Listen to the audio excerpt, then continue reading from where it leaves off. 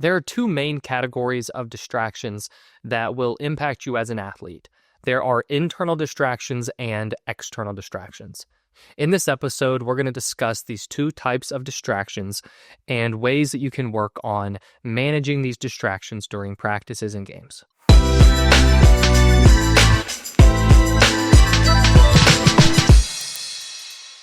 Hey there, I'm Eli Straw, a mental performance coach who works with athletes from around the world on building a stronger mental game. When we become more aware of our distractions, this builds our self-awareness. And one of the key parts to managing distractions during games is to improve your ability to recognize when you are distracted. Now, I know that seems pretty simple, right? I know it seems pretty obvious, but a lot of times when we perform in practice or we perform in a game, we don't fully realize that we were distracted until after the fact. You know, we make a mistake and then we're thinking back over the mistake and we realize I wasn't really focused at that point.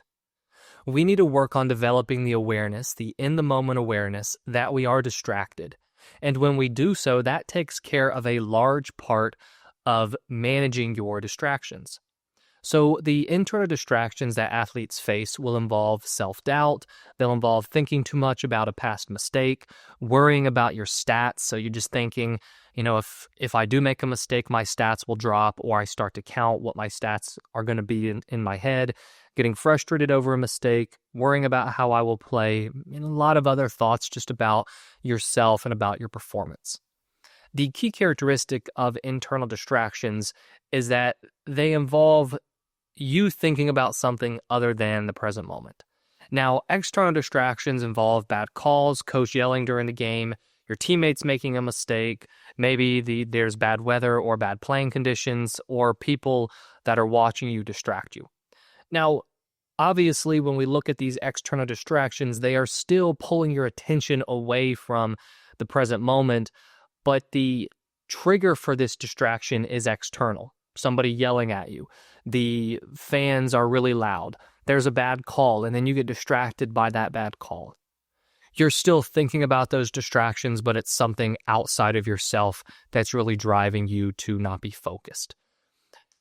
No matter if it's an internal distraction or an external distraction, however, we still need to work on controlling our thinking and recentering ourselves in the present moment.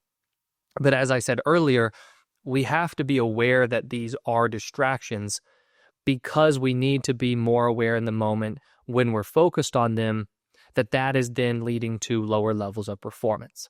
So an exercise that I would like you to go through, and I encourage you to go through, is think about your most recent practices and games and think about the times when you were distracted. And then just write down or outline what was it that was truly distracting you. Were you distracted by your statistics? So you were starting to kind of add up in your head what your stats would look like. Do you get distracted a lot when coach gives you feedback or your coach yells? Or were you really distracted because you were playing against a team that was trash talking? Developing stronger awareness as to what your true distractions are will help us in the moment to be able to recognize, okay, I'm thinking about this thing and I've identified this as one of my main distractions, so I need to work right now to refocus myself. Because it's too easy for us to allow ourselves to think about something, not realizing that it's actually distracting us. A lot of players think that as they go over their stats in their head or as they think about the last mistake, that's actually helping them, or that it's an okay thing to think. And it could be an okay thing to think about unless we've identified it as one of your main distractions. So I encourage you to go through that exercise to build this awareness and this understanding as to what truly distracts you. Now, once we develop that awareness, now we need to work on refocusing ourselves in the moment. I made a recent episode on some resetting techniques that you can go through. And so what I want to do right now is just briefly discuss a simple resetting technique. But before I even do so, we have to identify what is the underlying principle that we're always focusing on and we're always after when it comes to resetting ourselves and when it comes to managing distractions. And that key principle is being present. I talk a lot about being present within my episodes, within my videos, and I talk to a lot of athletes within my work about being present. which, by the way, if you are interested in learning more about my one-on-one coaching program, I've put a link to learn more about that in the description below.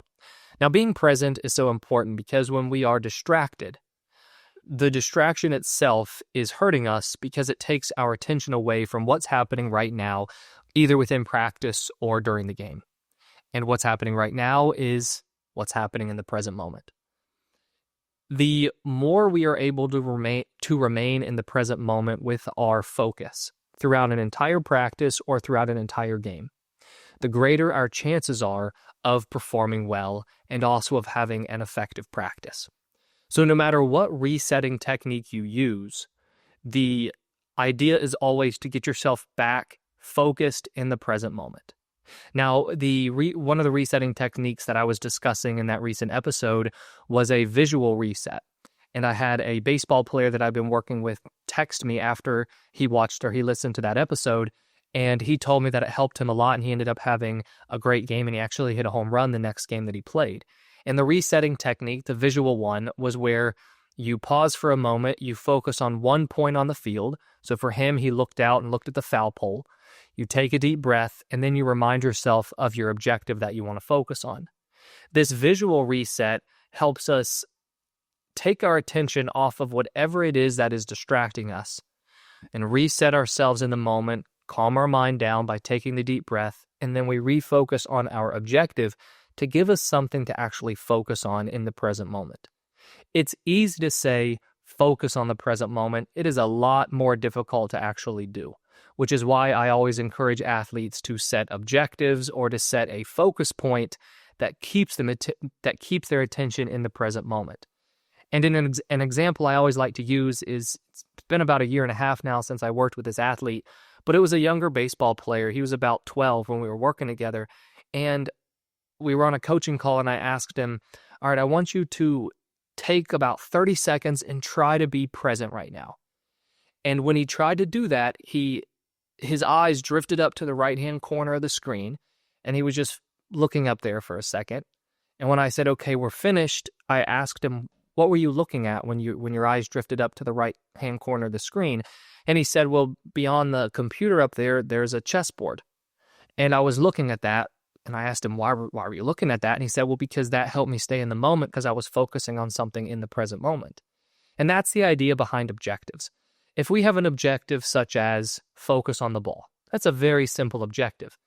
And it's not that that is something groundbreaking for you to think about when you play, but when you narrow your focus onto just watch the ball right now, that funnels all of your attention into the present moment.